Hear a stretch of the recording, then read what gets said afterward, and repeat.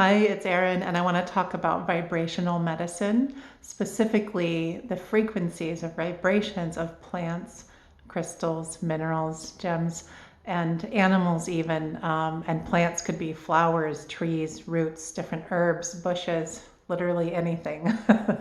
and I want to share some experiences that I've had doing sessions of Sunpoint recently, and also, even an experience that I had doing it on myself yesterday. I do this modality, the Sunpoint energy realignment, on myself as well as other people.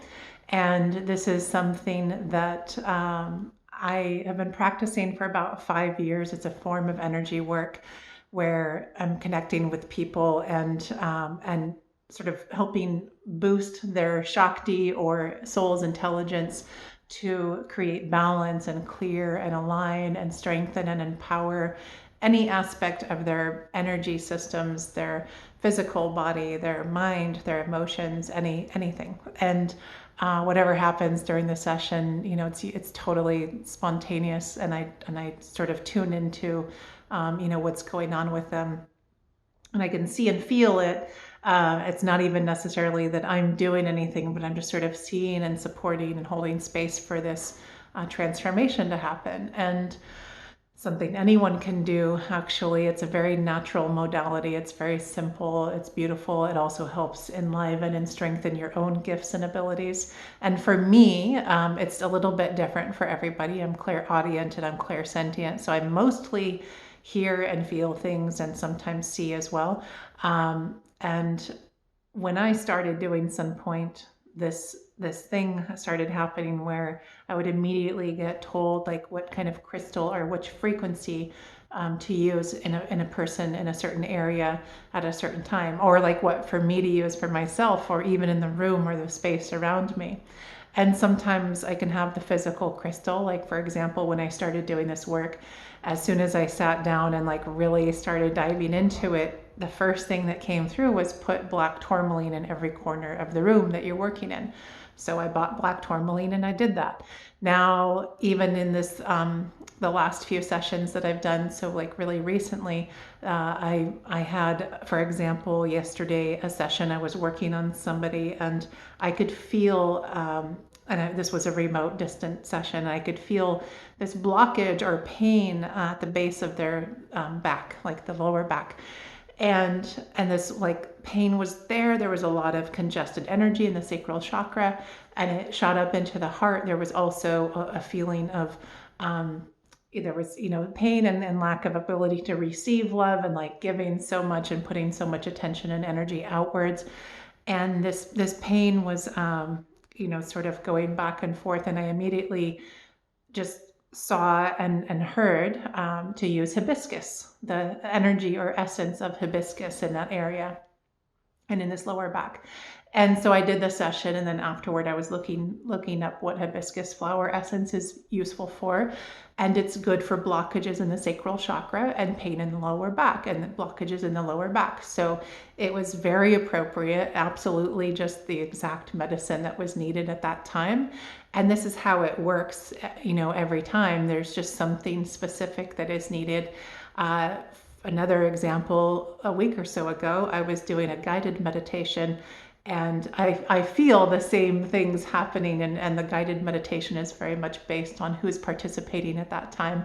And I was also in the heart chakra, and we tend to have a lot of things happening in the heart chakra, some pain, sometimes blockages, sometimes over expenditure, or giving energy and not always able to receive it. And this is really important, the ability to receive love and energy from ourselves and others and our environment and nature and everything. So this sort of unraveling of pain and tension and what felt a little bit chaotic in the heart chakra was happening. And so in the session, I was shown hydrangea and just to use hydrangea flower essence. And so I did. This is something that Alana Fairchild, who's an amazing writer and has several oracle and tarot decks. I think mostly oracle decks out there, but she's a phenomenal writer. And in her Krista Mandala oracle deck, she talks about this, how we can just ask the angel of a crystal to support us in a certain area. And I do the same thing with plants. There is like in Native American traditions, there's a crystal kingdom, a plant kingdom, and you can ask those energies to assist. And so I did. I brought in the hydrangea and then always, thank the medicine and the spirit after. And I looked up hydrangea after, and it was talking about like this chaotic sort of thing happening in like the heart and the emotions. And I was talking to somebody who was participating in the meditation. He was like, I really think that was for me because I've just been going through so much of that lately. So the point is that every session, every moment of every session is completely based on what is happening with the individual or individuals that are participating at that time. And so it's a really beautiful, completely custom tailored. I go into it never having any expectations. And just what is the frequency even? Like, how can we just ask the spirit or use the energy or frequency of something without having like the physical plant or crystal or mineral or something like that? But it's the energy of that. And it's the intelligence that is underlying the physical manifestation, certain qualities of intelligence that bubble up, that percolate up from the unified field and manifest into specific physical objects or, animate or inanimate objects that have specific resonant qualities with certain aspects of our being. And so there's a lot of medicine all around us, and we can use it, we can tap into it on the level of consciousness, and it's a really beautiful phenomenon, actually.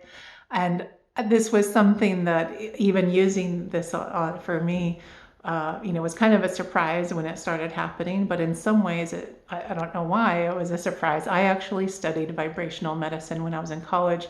I studied Ayurvedic medicine, but with an emphasis on sound and vibrational healing, and used a lot of vibrational medicine. The specific sounds and sequences of, for example, the Vedic literature actually have the same structure as our human physiology, and certain sounds or mantras or shlokas or different verses can be used to create balance and enliven and support the intelligence in certain aspects of our physiology or our consciousness in general. So I'm familiar with this idea, and so I think this is going to be a two-part video. So I'm just going to leave it here with this idea that the vibration or frequency of medicine can be used, and then I'm going to talk about an experience that I had yesterday that was really, really cool, and I'll lead up to it. I had been doing sun point on myself the last few years, and always like different crystals and flowers and plants might come through. And this doesn't necessarily happen in every sun point session with every practitioner. Each practitioner has their own gifts and abilities that come through. But for me, the plants, crystals, and animals come through a lot. Different elements, everything. So I have throughout the last, I would say, several months, had a few times where it was shown to me that I would use the vibration or frequency of ayahuasca.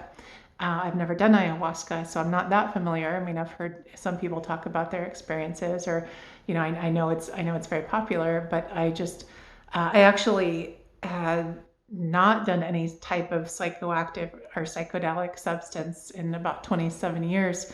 And so even like the ceremonial, use of psychedelics is not something that I've done. So I want to talk in my second video about my experience yesterday using the frequency or the energy, the spirit of ayahuasca in a sun point session that I was doing for myself. And it was really, really powerful and beautiful. So stay tuned for part 2.